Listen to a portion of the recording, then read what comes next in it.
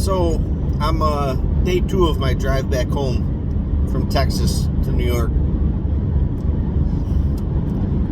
There's no radio stations to pick up. I'm someplace in Alabama, and the scan just keeps going around and around and around, and what it does stop on, I don't want to hear. So I'm like, well, I can tell you guys about the Devil's River. It was awesome. I would do it again in a heartbeat. I am still grimy.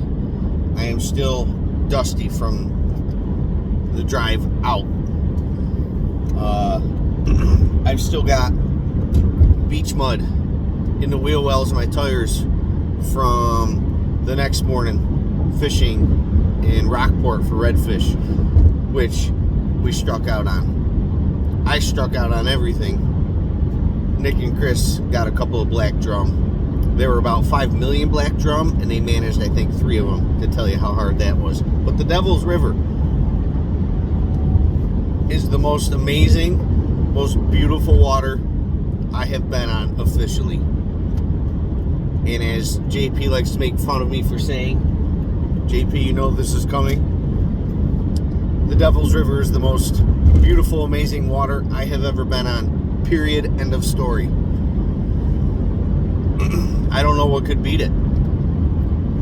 If I was focusing on the water and the fishing and not looking up at the desert bluffs and the cliffs, I felt like I was in the Bahamas, the Florida Keys, with the clear and turquoise water. I had to keep looking up to remind myself I was in the desert and there was no other water for miles.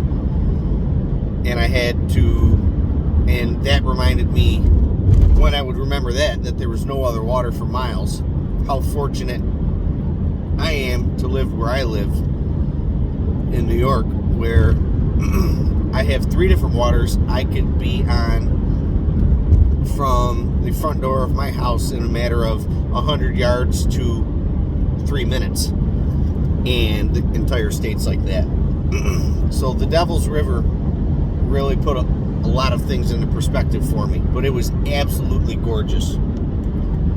No, I did not catch a carp, but they weren't jerks this time. I was the jerk. I had one on. I think I gotta learn not to fight them so hard because it got off, but man, did it feel good.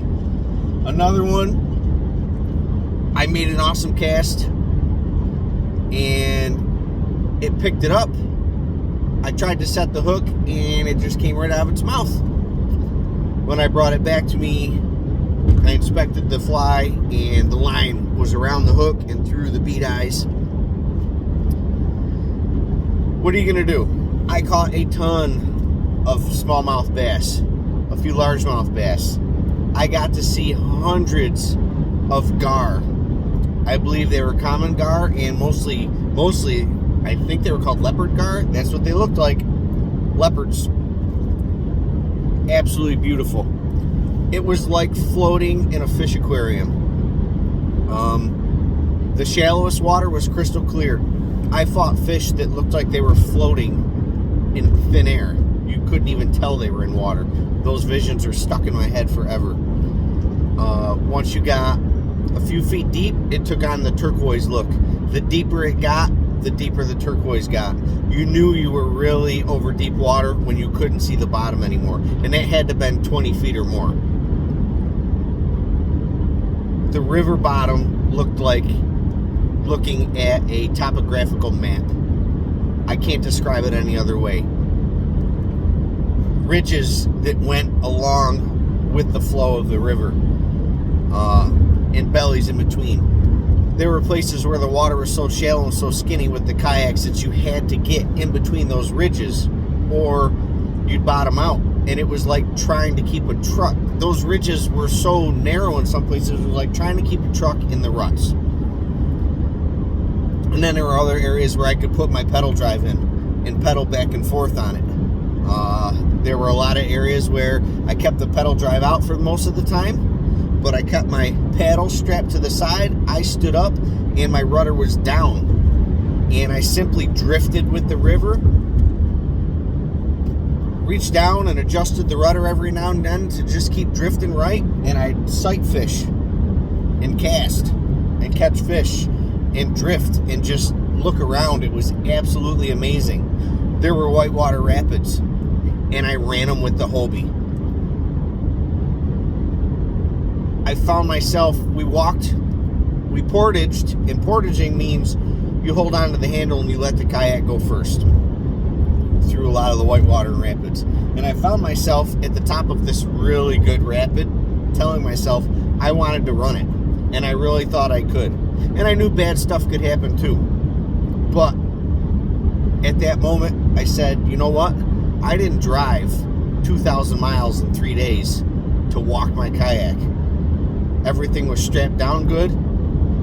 I got in the Hobie and I ran the rapids.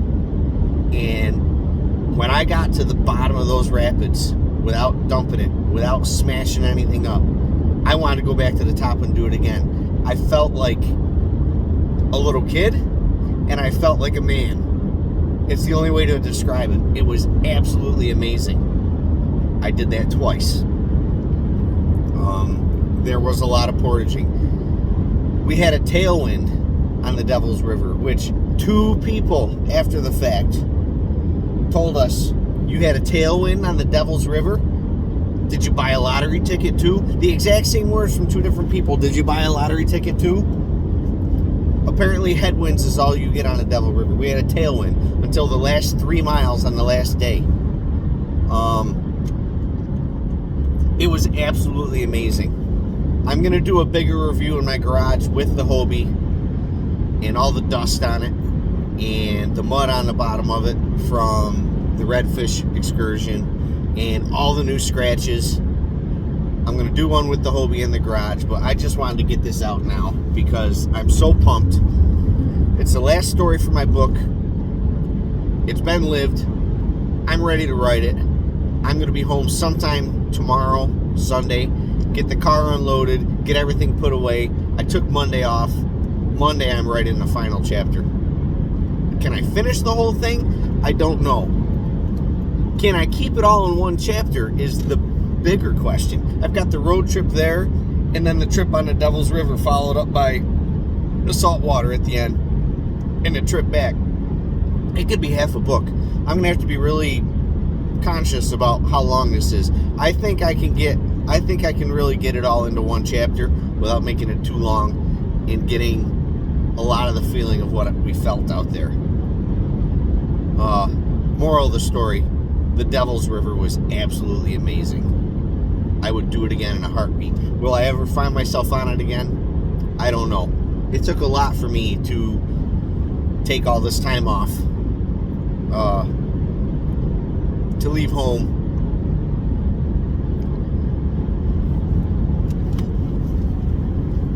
It was awesome. I missed some stuff at home while I was gone, but you got to make sacrifices. Sacrifices are supposed to hurt. And it sucks to miss stuff. But this trip was so spectacular. I'll probably never see another place like the Devil's River. And if you go there, you probably never will either.